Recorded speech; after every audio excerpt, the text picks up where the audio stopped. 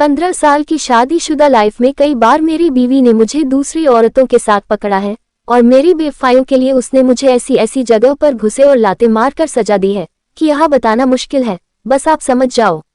मेरी जिंदगी तब जहर बन गई जब एक प्रेत ने मुझे अपने शिकंजे में लिया। आज भी मैं उस घटना को याद करके सिर से पैर तक कांप जाता हूँ।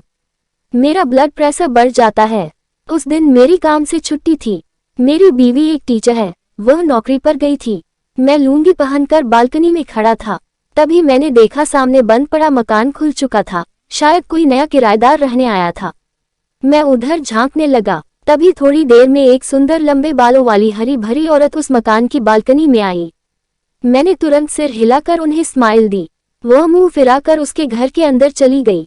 शायद मेरे अंदर छुपे भूखे मवाली भेड़िए को वह फौरन पहचान गई होगी। मैं कहाँ रुकने वाला था। मैंने फौरन पैंट पहनी और उसके घर मुलाकात करने चला गया। वह लोग घर का सामान खोल रहे थे। उसके पति को तुरंत दोस्त बना लिया और मदद करने लगा। दूसरे ही दिन उसका पति काम के सिलसिले में शहर चला गया। मैंने मौका पाकर उसकी सुंदर बीवी से दोस्ती का हाथ बढ़ा दिया। वह उसकी बालकनी में और मैं अपनी बालकनी में। नैन मटकी से बात शुरू हुई और एक दिन उसने इशारा करके मुझे बुला ही लिया। मैं भी सेंट लगाकर भागता कूदता उसके घर में घुसी गया। अंदर जाते ही उसने दरवाजे और खिड़कियां बंद कर ली। मैं तो समझा कि आज तो जैकपॉट लग गया, पर मेरी गलतफहमी तब दूर हो गई जब उसने कहा कि नाच कर दिखा। मैंने कहा कि अरे नाचने का समय नहीं है, मेरे घर मेरी बीवी आ जाएगी। उसने ऊंची आवाज में फिर से कहा नाच, और अब वह मुझे गुस्से में घूरने लगी। मैंने उसे कहा कि पागल तो नहीं होना। वह बोली अगर तू नहीं नाचा तो मैं शोर मचा कर पूरा मोहल्ला यहाँ बुला लूंगी। अब मैं थोड़ा थोड़ा डरने लगा था क्योंकि वह मुझे पूरी पागल लग रही थी। मैंने उधर ही नाचना शुरू कर दिया।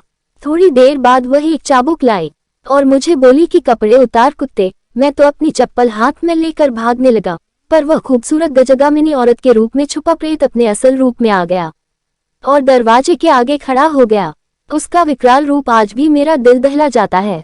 वह एक पठान का प्रेत था। उस पठान के प्रेत का आधा मुंह जला हुआ था और एक आंख गायब थी। भेड़िए जैसे उसके दांत थे और उसके मुंह से बेहोश कर देने वाली दुर्गंध आ रही थी।